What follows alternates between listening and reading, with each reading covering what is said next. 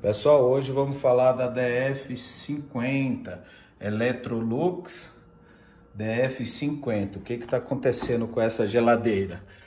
A parte de cima do congelador está normal, né? Ela congela normalmente, só que o ar não passa para baixo, não refrigera os alimentos.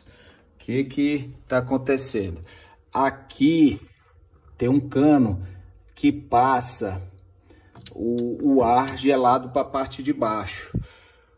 Com a ida e volta de energia, muitas das vezes, o que acontece? Quando a energia cai e volta rapidamente, o ar vai estar passando aqui, a água está descendo, o motor age mais forte, age com mais pressão, congela aqui.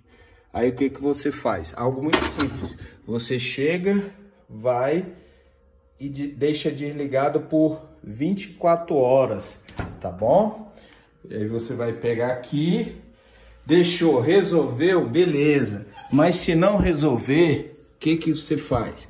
Tem esse caninho aqui, ó, que ele é daqui, ó. Esse cano é daqui, você vai retirar esse cano, algo muito simples, né? Vai pegar uma borracha, um fio, vai colocar aqui, ó, colocar até o final lá, tá? Para limpar a água. E depois dessa ação, você vai ver, ó, o motor tá funcionando normalmente da geladeira. Depois você vai perceber que ao colocar na tomada, voltou a geladeira a funcionar normalmente, viu? Todas as luzes acesas, a parte de cima legal, né? E a parte de baixo que não estava passando, ó, tá vendo? Marquinha de que tá já gelando, beleza? Ela voltou a funcionar normalmente. Tranquilo? Valeu, pessoal.